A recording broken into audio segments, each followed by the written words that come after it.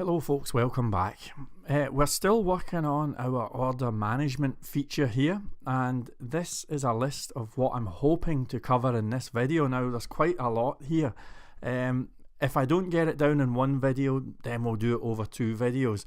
But I'll try and cover all of this, and here we go. Okay, so the first thing I'm going to work on is display shopping cart summary. Now, if anyone caught my original version of video 105, you have already gone through this stuff. So if you watched video 105 before the 12th of October 2016, then you've gone through this stuff. And in that case, just relax and enjoy the video, okay? But if you have not gone through this stuff before, in other words, if you are viewing this if you viewed video 105 on or after 12th of October, then this will all be new, okay? So just either way, I think this is going to be easy. So just relax, and here we go. Okay, so to begin, I'm going to display a shopping cart summary. Now, what does that mean? Well, when we click into an order like so, it's nice that we've got the customer details and whatnot, but obviously we need to see what's in the shopping cart, okay? Now, we've done this kind of thing before over at the front end of the website. You'll remember that if we take an item and we add it to the basket like so, then we get this nice shopping cart. And in this case, I've actually got two items on because I've been mucking about, but this is the vibe, okay? So it's displaying the shopping, I should say the shopping basket, right? It's displaying the basket. So that's the kind of thing that we should have in here.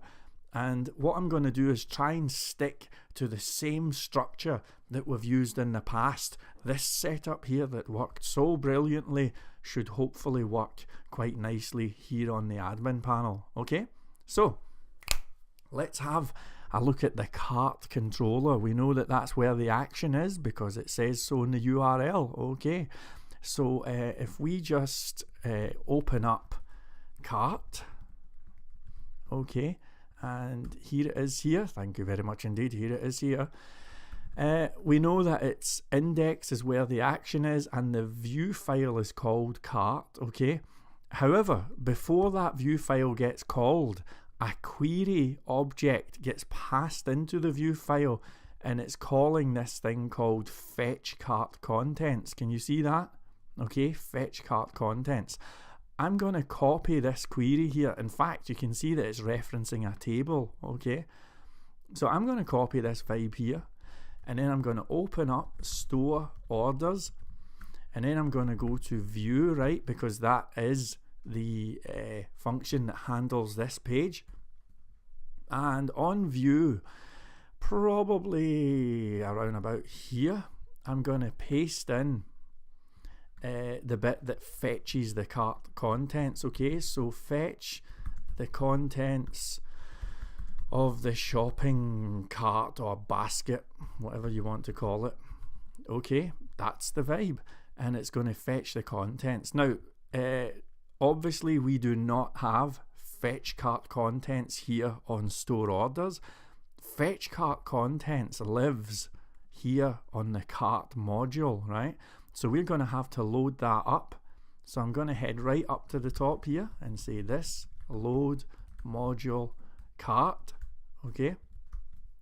And then on this thing here, fetch cart contents, we're going to be calling the cart module like so. Okay, so let's have a quick look at this fetch cart contents, and we'll just remind ourselves what it actually does.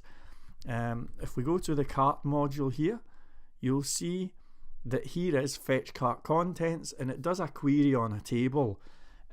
Select all, blah blah blah blah blah, and effectively it's doing this where shopper ID is a certain shopper ID and session ID is a certain session ID. That's the vibe, okay? Now notice that the table can change. We have a table called store basket, right? But actually you can change the table variable, and this should work just fine with store shopper track. So Remember, store shopper track has the same structure as store basket. So if we change that to store shopper track, okay, then provided we have these variables, then everything should be just fine, right? So let's just look up the source code and we'll make sure we've got those three variables, okay? So I'm looking for session ID and shopper ID. Let's have a look. Okay, so look, there's session ID. Do you see that? And okay, we do not have shopper ID, but we do have data shopper ID. Same thing, okay? So where we've got this fetch cart contents, I'm going to chuck data shopper ID in here, okay? And of course we know what the table is, we've just declared it. It's store shopper track. So that's the vibe. Thank you very much. Now, do you remember when we were talking about variable pollution and how sometimes if you pass multiple things in that are all called query or the same name, then it can cause problems, right? So just to make sure there's no variable pollution, I'm going to call this query underscore cc, okay, for cart contents, right? There's not any other variable with that name, so that's going to pretty much guarantee that we don't have any variable pollution. Okay, so we are now passing a thing called query cc into the view file. Let's load up that view file. So store orders views view.php, and you can see that we've got pretty much all of the stuff that you'd expect to see here. If we go to cart and we go to that index thing, you'll see that this loads up. This is on the front end, remember, right? And this loads up a view file called cart. So I'm going to open that up. And as you can see, the way that it displays the cart, I'm talking about this section here, okay? The way that it displays, or the basket, I keep getting those two mixed up. You can call it the cart or the basket or anything you want. But the way that it displays that stuff is with this line of code here, okay? Sorry, wrong line. This line of code here, cart draw cart contents, and you can see that there's a user type variable there, which in this case is public. So if we go on to this store orders thing here, and we go right to the bottom of the page, and we chuck in those two lines of code like so, okay, and we know that it's query underscore cc, right? If we do that and we save it and we refresh, then you'll see that it displays the cart, okay, or it displays the contents. Now, there is a big giant problem with this. There's actually two problems. The first problem is this is not formatted to look very nice here on the back end. I mean, that looks nice here, but it doesn't look too good on this admin panel. So that's interesting. But the other problem is that we've got tons and tons and tons of items here. Look at all of this, okay? Now I'm going to explain what's happening there in just a minute. But in the meantime, let's have this looking good for the customer back-end system, shall we? So I'm going to start off by borrowing... Am I going to borrow some code? Oh gee, what am I going to do?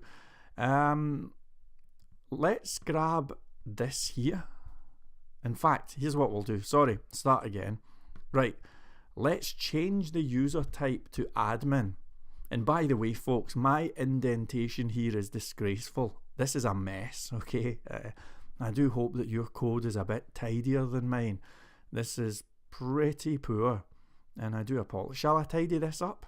Why don't we just tidy this up for all the time it's going to take? Right, let me just do this. It shouldn't be too difficult, because it's kind of irritating, you know?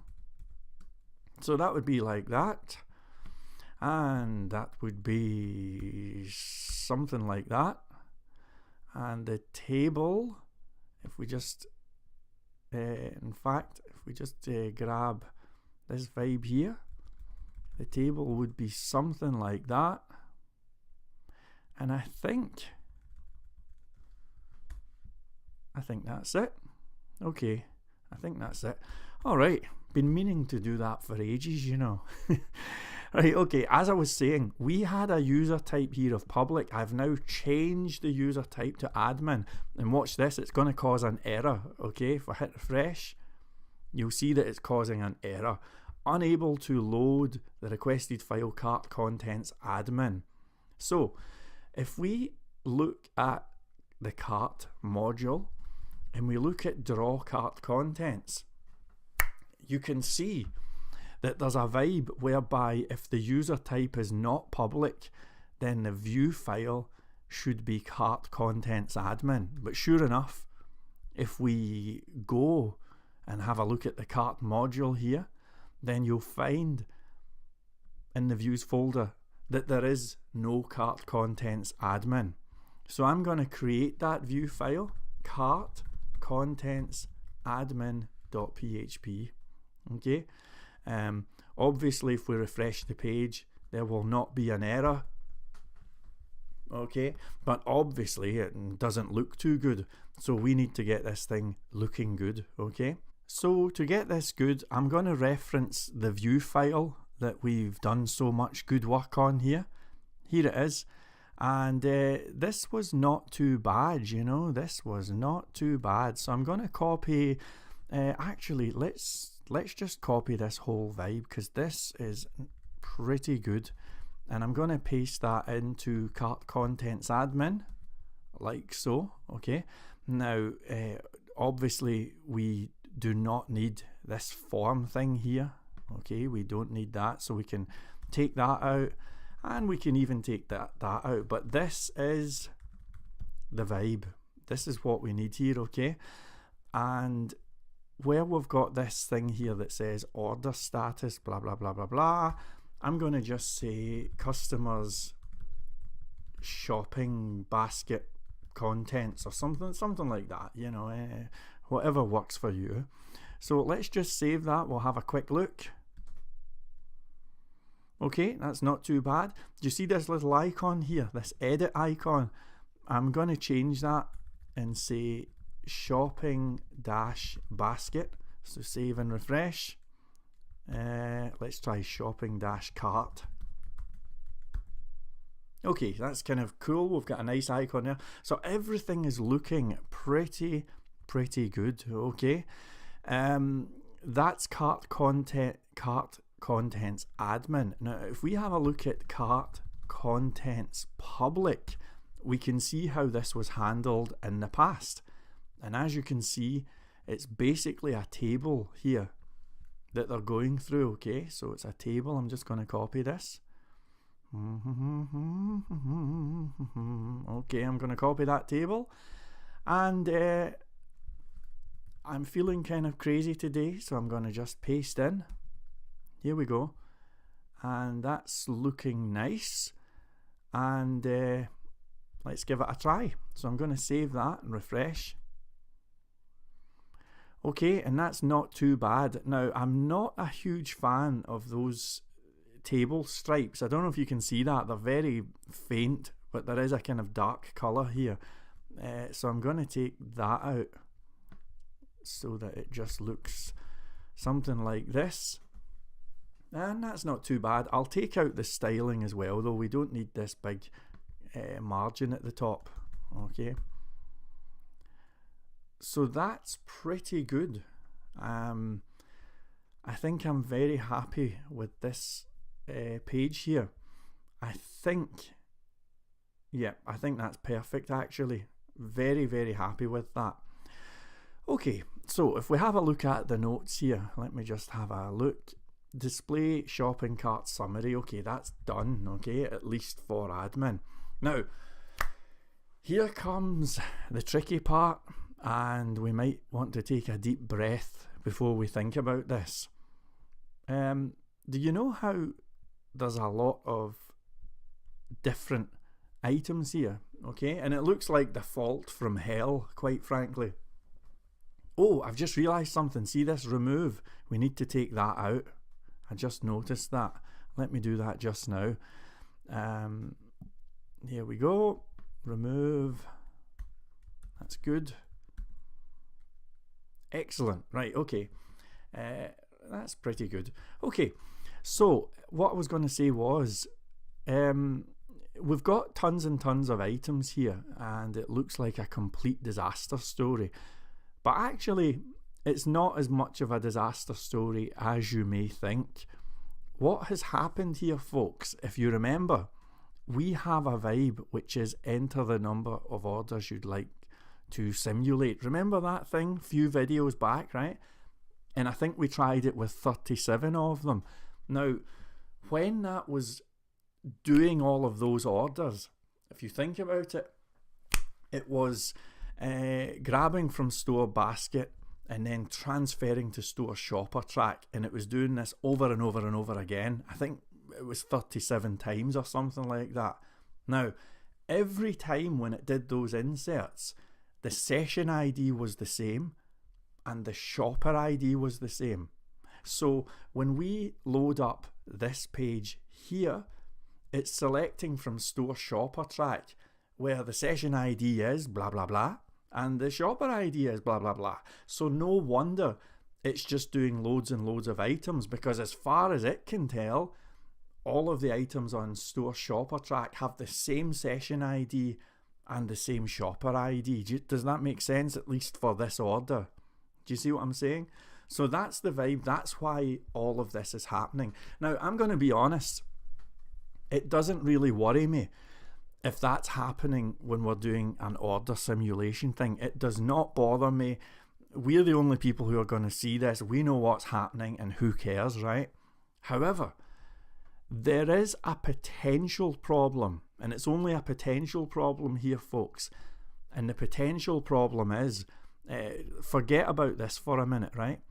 But imagine if a customer came on and they bought a guitar and they went to the checkout and everything, and then they came back to the website. Okay, right, you can see where this is going, right? You know where I'm going here. They come back to the site and then they say, man, I think I'm going to buy a guitar strap as well.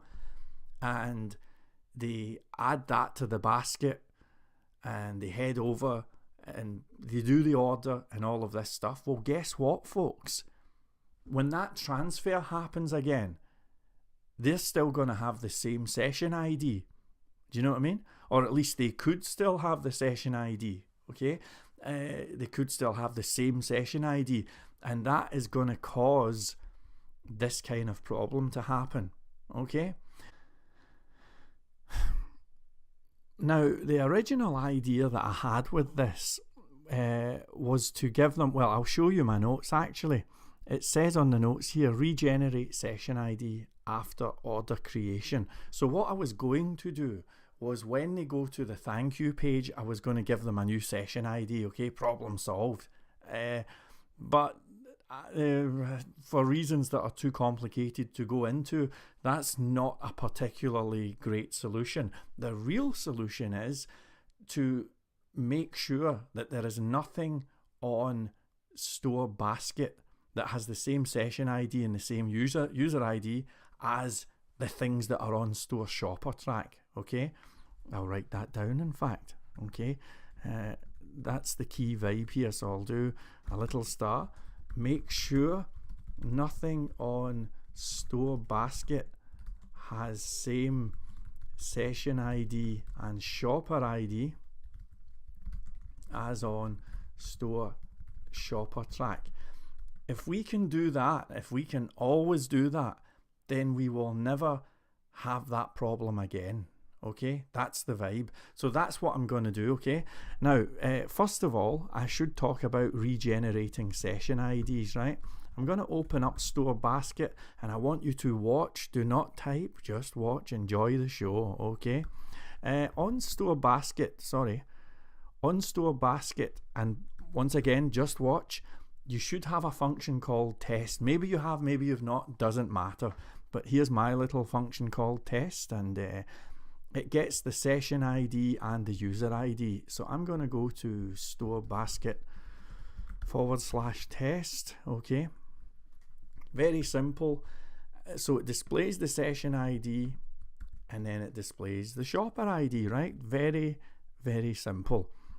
Did you know that in PHP, in fact, I'm going to do a horizontal line here, like so. Whoops. And did you know that in PHP there's a function built in with PHP called session regenerate ID? And if we fire that session regenerate ID thing, it gives us a brand new session ID. Okay, so have a look at this. I'll show you what happens right now. I'll even, to make things clear, I'll write new session ID has been generated. Okay, so let me just run this. Now what do you think is going to happen when we hit refresh here? Yes, the answer is, look, compare the two session IDs, they are different. Okay, they're different session IDs. Okay, however, quite brilliantly, it keeps the shopper ID the same. It remembers the shopper ID, and if I refresh, look, do you see the session ID always changes, but the shopper ID stays the same, which is pretty handy as far as we are concerned. So here's the vibe, folks, right? When we add an item to the basket, it runs this thing called add to basket, right? And obviously it fetches the data and it inserts the data into the store basket table. So what we need to do is a little kind of thing here right before we do that insert, where we potentially re-clarify the data stuff, make sure everything is cool, and I'm going to call this one this underscore avoid cart conflicts. That's going to be the name of it, and I'm passing in that data variable. Okay, so avoid cart conflicts, right? So please type that. Now you can join in again, right? Let's get back on the fun bus here.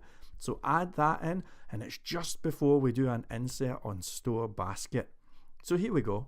It's not going to be too difficult. We're just going to say function avoid cart conflicts. Let's leave a little comment. Okay, I'll say that this makes sure no items on a store shopper track with the same session ID and shopper ID. Okay, if there are items that on shopper track with same session ID, there's a lot of notes here, and shopper ID, then what are we going to do? What are we going to do? Let's regenerate the session ID for this user, and let's also update the data session ID variable, and that's it. That's all we need to do, and everything is going to be fantastic. These comments are insane. I should have gone with this vibe here, you know. But you get the idea. Now that's pretty easy, right? Do you agree? Pretty easy. So let's just build that, and everything is going to be super, super cool. Give me just a second here. Things like that annoy me. All right, here we go. So that's what we're going to do. Okay, now we're going to be checking store shopper track for a session ID and a shopper ID. This means that we're going to be using one of those get with double condition things. So if you open up inquiries, right, and do a search for get with double condition, you'll see that we have one of those functions. I'm going to copy that and then open up store shopper track, and I'm going to paste that into store shopper track, okay, because we do not have this on store shopper track. Now don't forget to change the MDL reference. It's store shopper track. There we go. And then I'm going to open up MDL inquiries, and we have the partner here, get with double condition. So opening up MDL store shopper track, and I'll paste that in somewhere here, you know, where all of the other ones live, right? So what does this all mean? Well, if we say this load module store shopper track, okay, and just to clarify the vibe, I'm going to say original session ID. The original session ID is data session ID, okay, and the shopper ID is data shopper ID, okay, and I'm loading up store shopper track. In fact, let me just clarify the variables here. Column 1 is going to be session ID. Value 1 is going to be the original session ID. Column 2 is going to be shopper ID. Value 2 is going to be the shopper ID that we've already clarified. There it is, okay?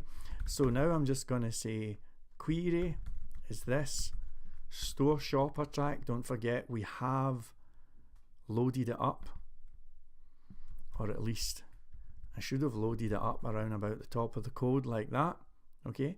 So query is store shopper track. It's going to be that get with double condition vibe here. Okay, there we go. Okay, that's it.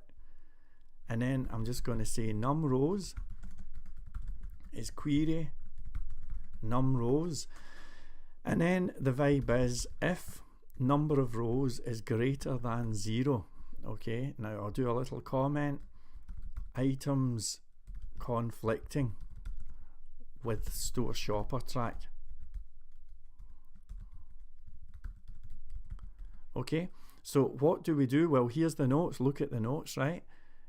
We're going to regenerate the session ID and then update the data session ID. So to regenerate the session ID, we just do that session regenerate ID. That's that. Okay, I'll even write a comment here. Regenerate the session ID. That's us. And then I'm gonna update or change the data session ID variable. Okay, so that's that. There we go. And to do that, we just say data session ID equals. Now, what does it equal?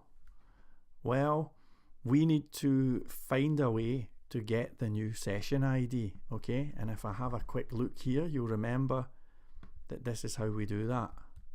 Okay, so the vibe is, I'm just going to say new session ID is blah blah blah blah blah blah, and data session ID is new session ID. So it does all of that stuff, and then it's just going to return data, right? So let me take out this stuff. I'll take out some of it. I'll take out this here, and if we have a look at the code, that should be good. Okay, it should be good. Now, you know something, folks, I'm not even going to test it because this video has taken too long. I'm pretty confident though that that's going to be fine. I'll just do num rows equals 1 actually, and just make sure there's no syntax errors here. So if I just go like this, add to basket, okay, everything's pretty cool, and that's what that does. Does that make sense? Now, I apologize for this video being so long. I really wanted to I'll just say done here. I really wanted to do these 3 things as well, but I'll do those in the next video, and that will be us finished with store orders. How exciting is that? I mean, after that, we basically just have to make things look nice, you know, which is going to be kind of fun. So I'm really looking forward to that. So video 107, I can't even write here. Video 107 is going to be this stuff here. and I cannot figure it out to save my life, but that's all we need to do. Thank you. I'll see you in the next video.